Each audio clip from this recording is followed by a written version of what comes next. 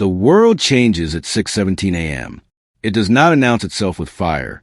It arrives as a sound that feels older than the city, a siren dragging its voice across rooftops and windows, cutting through kitchens and bedrooms and buses idling at intersections. Coffee cups pause midair. Elevators stop between floors. Somewhere, a child's cartoon continues to play, unnoticed, as if it belongs to a different century. The sound is steady, mechanical, without urgency, which makes it worse. It tells the truth without emotion. Phones light up a second later, vibrating on desks and in pockets, their screens struggling to load instructions that do not fully arrive. The national heartbeat skips, then slows. People look at one another for a confirmation that this is real. In a narrow apartment overlooking an emptying avenue, Daniel stands barefoot on cold tile. He works in logistics, the kind of job that depends on movement and timing, and his first instinct is motion. His hand reaches for his keys. It stops halfway. The siren fills the room like water. He remembers an old training video, the grainy voice telling him that distance is not safety anymore. Across the city, in a hospital still half-lit by dawn, Aisha pauses outside an intensive care room. The monitors inside continue their patient beeping, indifferent to the sound outside. She has been awake all night. Fatigue dulls fear, but not responsibility. She checks the doors. She thinks about walls, thickness, what lies beneath the building. Her pager vibrates once, then goes silent. At a radio station that never expected to matter again, Miguel adjusts a microphone with hands that suddenly feel too visible. The playlist freezes. The producer mouths a question without sound. The emergency line crackles, then clears, then crackles again. Miguel has spent years talking about weather and traffic. He clears his throat and waits for words that have not been written. The siren continues. Streets respond with hesitation rather than panic. Cars slow, then stop, blocking one another in neat, useless rows. Pedestrians drift toward doorways, toward shade, toward concrete. No one runs yet. Running would suggest certainty. This moment is defined by the lack of it. At 6:23 a.m., the first official alert finally loads on some phones. It is brief. It avoids verbs. It tells people to seek shelter and await further instructions. It does not say why. The message spreads unevenly, a patchwork of knowledge and rumor. Those without it feel the gap like a physical thing. Daniel steps away from the door. He closes the blinds one slat at a time, turning the street into stripes of gray. He fills the bathtub because his hands need a task. The building hum changes pitch as elevators shut down. Somewhere below, a door slams, then another. The siren does not change. In the hospital, Aisha moves patients away from windows. She does not explain. Explanations take time, and time feels expensive. The generators thrum, ready but not yet needed. She notices how quiet the hallways become between announcements, how every sound echoes longer than it should. Miguel receives a single sentence through his headset. Read this. Say it slowly. He does. His voice sounds calm to his own ears, which surprises him. He describes what is known, which is almost nothing. He avoids speculation. The silence between the sentences feels like a warning in itself. By 6:35 a.m., the siren stops. The absence hits harder than the noise. People wait for the next sound, holding their breath, as if the city itself is listening. Phones refresh compulsively. Nothing new appears.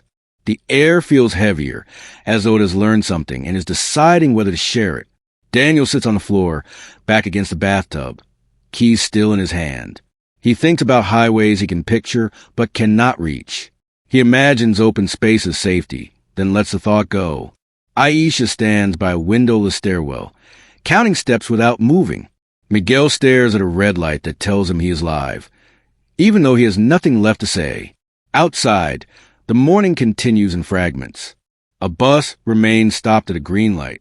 A grocery store door hangs open, carts abandoned inside. Birds cross the sky, unaware of categories like warning and response. The city has not been damaged. It has been interrupted. At 6:50 a.m., power flickers once, just enough to be noticed, then steadies. It feels like a test. No one trusts it. Conversations drop to whispers. People choose corners and basements and hallways without windows, guided by instinct more than instruction. The central conflict settles in quietly. There is no visible enemy, only time pressing forward without explanation. Every choice feels permanent because it cannot be confirmed. Stay or go. Speak or stay silent. Believe the message or the absence of one. At 7:08 a.m., rumors begin to travel faster than facts. Someone says the coast is gone. Someone says it is a drill. Someone swears they heard thunder where the sky is clear. Radios disagree with phones. Phones disagree with one another. The uncertainty spreads like cold through shared walls. People begin to inventory their lives in silence, counting water, counting doors, counting seconds between updates. The nation's attention narrows, focused not on what has happened, but on what might still arrive. By 7 a.m., the light outside is fully formed, bright and ordinary, and that ordinariness becomes unbearable. Daniel realizes he is waiting for permission that may never come. Aisha realizes that her building may soon belong to the dark. Miguel realizes that his voice may be the only one people hear today. The city does not know it yet, but this is the last moment before waiting becomes survival. Every clock continues to tick, indifferent, marking time that no authority seems willing or able to explain to anyone listening anymore outside. And somewhere beyond the reach of sirens and signals, a decision has already been made, moving closer with a patience that feels almost human. By 8 a.m., the waiting acquires weight. It presses into rooms and corridors, settling on shoulders like damp air before a storm. The city is awake now, fully conscious of itself, and that awareness sharpens fear. Sirens remain silent. Screens refresh endlessly. Every absence feels deliberate. Daniel notices the way sound carries through his apartment, each footstep too loud, each breath intrusive. He sits where tile meets wall, listening to pipes cool and contract. Outside, traffic is thinned to nothing, leaving an echoing stillness that feels staged, as if the world is holding a pose for just a moment longer. In the hospital, Aisha senses a shift before it is named. Staff move differently, conserving steps, lowering voices, choosing efficiency over reassurance. She assigns nurses to interior wards without explanation, trusting they understand the language of urgency. Windows become liabilities. Hallways become refuges. The building hum deepens as systems adjust to a future they were never designed to face. Aisha washes her hands again, slower this time, aware that routine is the only thing keeping panic from showing on her face. She listens for announcements, but hears only ventilation breathing steadily above her and the muted shuffle of feet nearby. Miguel remains on air, though time has lost its normal divisions. He describes closures as they arrive, his voice threading calm through static. Train suspended. Schools locked. Airspace restricted. Each phrase lands, then dissolves into silence. He imagines listeners clustered around radios, kitchens darkened, curtains drawn. The thought steadies him. When a producer signals for speculation, Miguel shakes his head. Certainty would be a lie. He fills the gap with pauses, letting quiet speak where facts cannot. His breathing slows, matching the rhythm of the broadcast clock that ticks on, impartial and cold to whatever unfolds next without warning signs. By mid-morning, the rules of movement change. Elevators are ignored. Stairwells fill with cautious footsteps. Daniel hears neighbors through walls he has never noticed before, lives overlapping without contact. Someone knocks once softly, then retreats. He does not answer. Trust feels like a resource that must be rationed. He turns off unnecessary lights, watching the apartment dim into usefulness. The outside world becomes a rumor carried by muffled sound, and the idea of distance loses its meaning entirely. Time compresses, folding hours into a single, anxious span where waiting feels active and dangerous even without visible threats nearby at all. In the hospital cafeteria, untouched trays cool beneath fluorescent lights. Aisha drinks water she does not taste, reviewing supply lists in her head. Oxygen, generators, medications that cannot be interrupted. She realizes how thin the margin has always been. Outside the basement doors, daylight persists, mocking urgency. When a junior doctor asks if this is temporary, Aisha pauses before answering. She chooses honesty shaped by hope, not certainty, and watches relief flicker, then harden into resolve. The building seems to listen as she speaks, absorbing decisions that may soon define its limits under prolonged strain and silence without external guidance. At the station, Miguel receives a longer message, official but vague. He reads it once, then again, tasting each word for weight. Advisories replace instructions. Responsibility shifts quietly onto listeners. He understands the danger of his role now. Tone matters more than content. He lowers his voice, stretching syllables, giving people time to think. Between sentences, the static thickens, a reminder that even this connection is fragile, dependent on power and patience, and the will to keep speaking as long as transmitters hum and towers stand against uncertainty pressing from every direction without clarity or reprieve for anyone listening still. By early afternoon, hunger is not yet a problem, but awareness of it is. Daniel counts what he has, then stops counting, fearing the knowledge will change his behavior. He eats nothing. He drinks carefully. The apartment smells different without movement, stale and contained. From the floor, he hears water move through pipes in distant units, a reminder of others making similar calculations. Community exists now as sound, not sight, a shared restraint binding strangers together. He resists the urge to knock, to ask. Isolation feels safer, though heavier by the minute with no sign of resolution or guidance forthcoming. Aisha notices a hospital clock drift, seconds stretching between ticks. She corrects it, then realizes the act is symbolic, not practical. Time outside is already distorted. She walks the stairwell, hand on the rail, grounding herself in physical effort. Patients sleep, sedated or exhausted, unaware of the broader tension. She envies them briefly, then feels ashamed. Awareness, she reminds herself, is a form of duty that cannot be surrendered. The building breathes around her, concrete and steel. Every step echoes commitment rather than fear to remain present despite growing uncertainty that presses inward with relentless patience as hours accumulate silently. Just after 2 p.m., the air seems to shift again, subtle but unmistakable. Miguel receives a cut signal mid-sentence, the red light dimming without explanation. Daniel feels his phone vibrate once, then die completely. In the hospital, generators click on by themselves, unrequested. No announcement follows. The pattern is wrong. Silence deepens, no longer empty but expectant. Across the city, people sense the same thing at once, an alignment of fear, as if the pause has ended and something else is finally about to begin. The waiting transforms, sharpening into a promise none of them wanted to witness directly soon. When night arrives, it does not announce itself. It simply removes what little certainty remains. Power fades unevenly, block by block, leaving islands of light floating in darkness. Daniel feels a change before he sees it, a quiet click inside the walls, a soft surrender of electricity. His apartment settles into shadow, illuminated only by a gray spill from a window. He does not move. Movement feels like noise now, like an admission that fear's found its shape. In the hospital, Aisha watches monitors blink to battery, without alarm. The transition is smooth, practice, yet the absence behind it is terrifying. She smells disinfectant and warm metal. The building's voice changes, deeper and slower, as generators take command.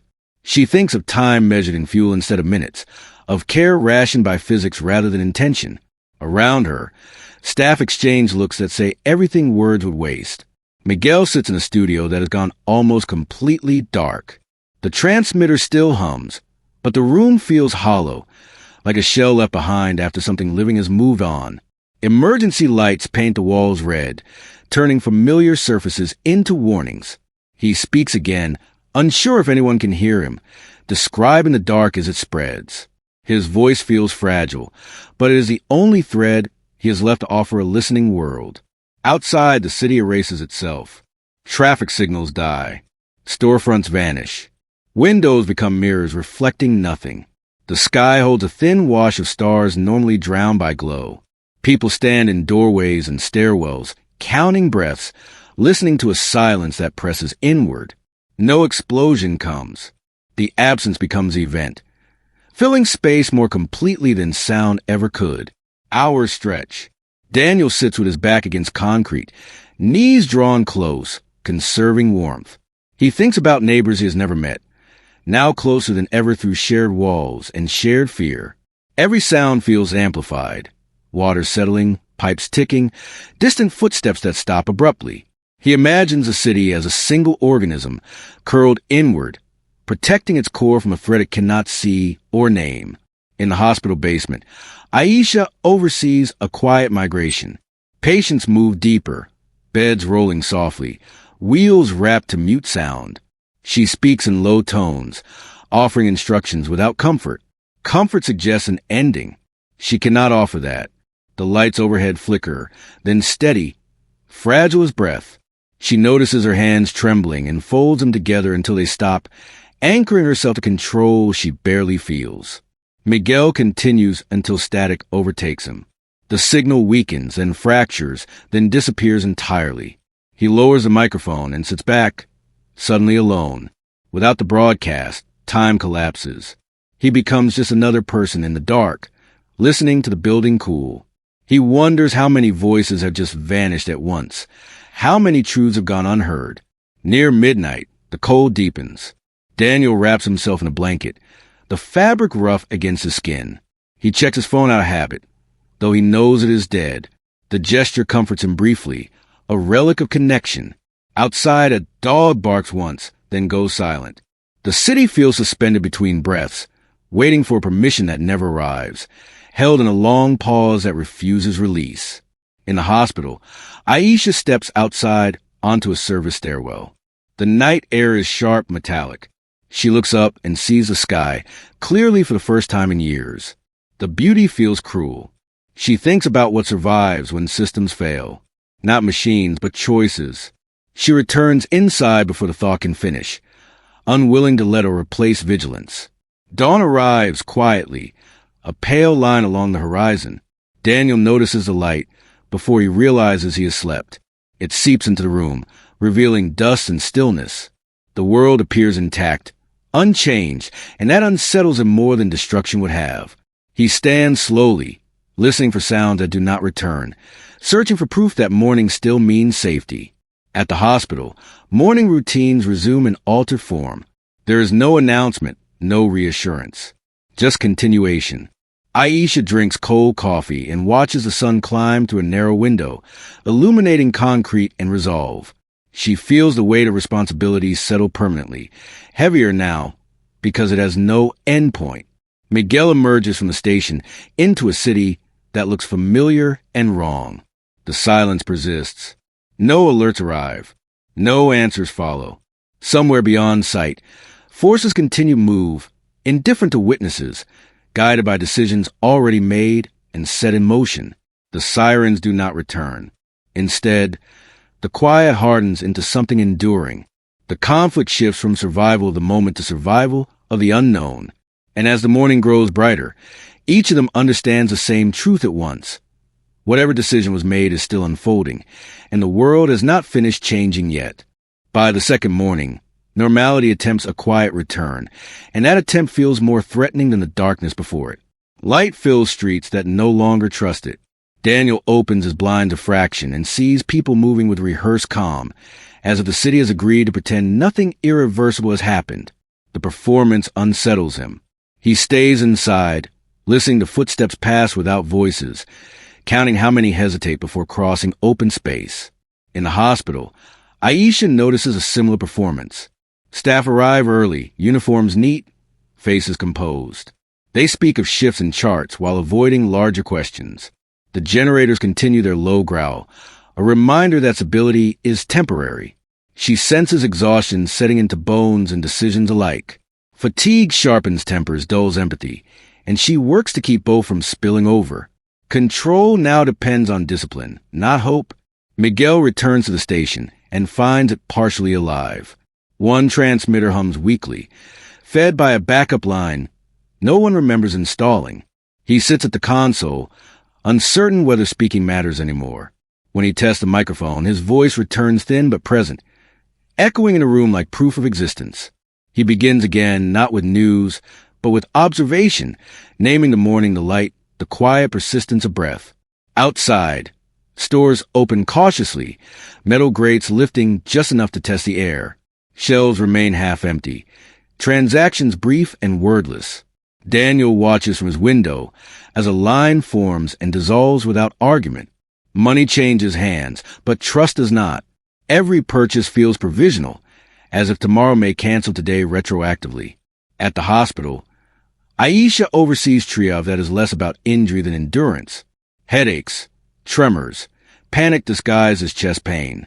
She treats symptoms without naming causes. Knowing language can escalate what medicine cannot fix. She reminds herself that calm is contagious, that fear spreads faster when acknowledged aloud. The building holds, but she feels its limits approaching like a tide measured in hours. Miguel's broadcast reaches fewer people, but those who listen stay longer. He receives no official statements, only fragments pass through unreliable channels. He filters them carefully, choosing restraint over urgency. The silence between his words grows deliberate, offering listeners space to steady themselves. He understands now that his role is not to explain, but to witness. By midday, rumors shift shape. What was whispered as catastrophe becomes reframed as test, then warning, then nothing at all. The lack of confirmation breeds a new anxiety, the possibility that nothing will ever be confirmed. Daniel feels anger surface, sharp and unfamiliar. Anger at systems that taught dependence, at alerts that spoke without saying anything. He channels it into order, cleaning surfaces already clean, asserting control through repetition. Aisha confronts her own anger in the supply room, fists clench against shelving. She thinks of patients who trust without knowing, of staff who look to her for steadiness she does not feel. She breathes until the moment passes. Leadership, she realizes, is the art of absorbing fear without letting it show. Miguel pauses his broadcast when the signal falters again. He sits in silence, listening to the city through open doors. Somewhere, a generator coughs. Somewhere else, laughter rises briefly, then stops. Life persists unevenly, refusing narrative coherence. He resumes speaking, voice softer now, acknowledging uncertainty without surrendering to it. As afternoon deepens, the first official update arrives, stripped of urgency and rich in ambiguity. Daniel reads it twice, searching for meaning between lines. Aisha hears it relayed in hushed tones. Miguel reads it aloud, exactly as written. It promises assessment. It promises further communication. It promises nothing else. The words land without relief. Instead, they clarify the conflict that has been forming since the siren first sounded. There will be no clear ending, no single moment of resolution. Survival will be measured in adaptation, not escape. The threat is not an event, but a condition. By late afternoon, subtle negotiations begin everywhere. Doors left unlocked are tested, then close again. Notes appear in lobbies offering shared supplies, then vanish. Daniel considers responding, pen in hand, weighing connection against risk. He folds the paper instead, saving the gesture for a future that might require it more. Choice itself has become currency. In the hospital, Aisha authorizes changes she never expected to make. Non-essential procedures are postponed indefinitely. Space is reassigned with quiet efficiency. She explains decisions once, then expects them to stand. Authority now depends on consistency. She notices how quickly people adapt when given structure, how fear recedes when replaced by instruction. Miguel listens to the gaps between broadcasts, to the ways silence carries information. He realizes that listeners are no longer waiting for updates, but for companionship. He adjusts his cadence, speaking as if to one person at a time. The station's clock loses accuracy, but no one corrects it. Precision no longer feels urgent. Across the city, evening preparations mirror one another. Candles are set out. Water is measured. Windows are covered. The choreography is unspoken, learned through observation rather than command. Daniel recognizes a pattern and feels a reluctant respect. Society has not collapsed. It has compressed, pulling inward to survive its own uncertainty. This compression changes how time is felt. Minutes stretch, but days blur. The future shrinks to manageable intervals, measured in light and darkness. What matters is not what will happen, but what can be held together until it does. No one names this shift, but everyone senses it. Evening approaches again, and with it a quieter fear. Daniel prepares a space for another night, realizing this has become routine. Aisha schedules shifts, assuming no return to normal. Miguel signs off without farewell, knowing listeners understand the omission. As the sun lowers, the city settles into a new posture, neither panicked nor safe. The absence of answers hardens into permanence. And somewhere beyond sight, the mechanisms that began this day continue to turn, unseen, unhurried, reminding them that the story is still moving, and they are already inside its next phase. By the fifth day, the city learns how to breathe again, but the rhythm is altered, slower, deliberate, as if each inhalation must be approved before it is taken. Daniel wakes before light, not from sound but from absence. The apartment feels different now, lived in by intention rather than habit. He sits up and listens, cataloging what remains. Distant footsteps, a generator's low pulse, the faint scrape of wind against glass.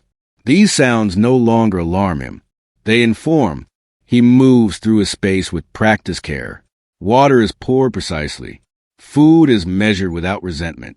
The earlier anger has thinned into focus. He understands now that survival is not a dramatic act, but a continuous negotiation with limits. When he opens the blinds slightly, the street below is active in a restrained way.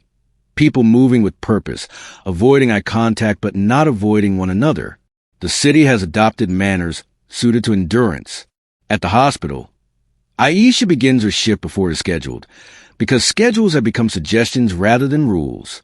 The building greets her with familiar resistance, doors heavy, lights uneven. She feels older than she did a week ago, not from fatigue alone, but from knowledge. She has learned where systems bend and where they break. She has learned which decisions echo longest. As she reviews patient lists, she notices a quiet improvement, not recovery, but stabilization. It feels like a victory measured in millimeters. Miguel's mornings now start at the station, even when there is nothing official to say. He unlocks doors that no longer need locking and checks equipment that may not last a day. When the transmitter hums, he feels gratitude rather than relief. He speaks when he can, filling the air with steadiness, offering continuity instead of clarity. His voice has become part of the city's routine, a signal that someone is still paying attention. As daylight strengthens, subtle connections begin to form. Daniel finds a note slipped under his door, offering shared water if needed, signed only with a floor number. He holds it for a long moment, weighing trust against caution. He does not respond immediately, but he does not discard it either. The paper becomes a symbol of possibility, fragile but real. In the hospital, Aisha proves a small change that would have seemed unthinkable days ago. She allows families limited access, one at a time, carefully managed. The effect is immediate. Tension eases. Voices soften. She watches how proximity restores something essential, how isolation had been a wound no one acknowledged. She also watches how quickly hope must be contained, shaped so it does not outrun resources. Miguel receives a message from a listener, handwritten and delivered by courier, thanking him for the silence between his words. He reads it twice, surprised by the intimacy. He understands then that the broadcast has become less about information and more about presence. In a world defined by waiting, presence is action. By afternoon, the city's improvisation sharpens into pattern. Markets operate briefly, then close. Power rotates predictably. People learn which hours are safe for movement, which are best spent inside. Daniel ventures downstairs for the first time, heart steady, senses alert. He exchanges a nod with a neighbor he has never met. The gesture feels monumental, a treaty signed without language. Aisha attends a meeting where administrators speak openly about scarcity. The language is careful, but the meaning is clear. There will be choices that leave marks. She volunteers for responsibility she did not seek, knowing refusal would cost more. Later, alone, she allows herself a moment of grief for the version of her work that no longer exists. Then she returns to the floor. Miguel's signal cuts briefly in the late afternoon, returning weaker but intact. He adjusts without comment, continuing as if interruption is expected. His listeners have learned the same skill. Interruption no longer signals failure, only delay. As evening approaches, a new alert circulates, quieter than the first, more precise. It acknowledges uncertainty without apology.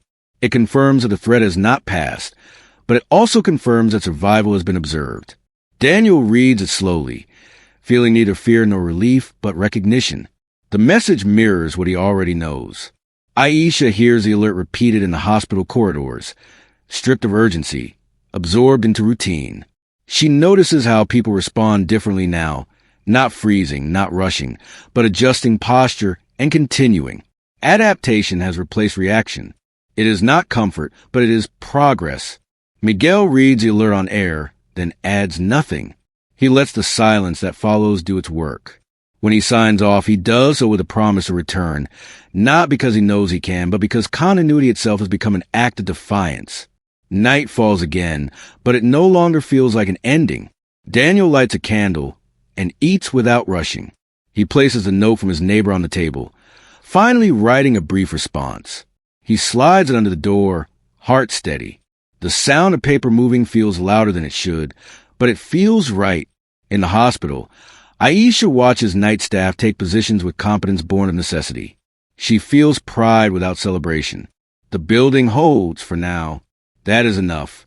Miguel leaves the station and walks home under a sky that remains clear and indifferent. He listens to his footsteps echo and thinks about how stories change when no one knows the ending. The city around him is quieter, but not empty. It is learning. As the lights dim and the streets settle, each of them senses the same truth. The crisis is no longer about the siren or the waiting that followed. It is about what persists afterward, what people build in the space left behind by certainty. And somewhere, unseen but undeniable, the forces that began this have not finished shaping what comes next.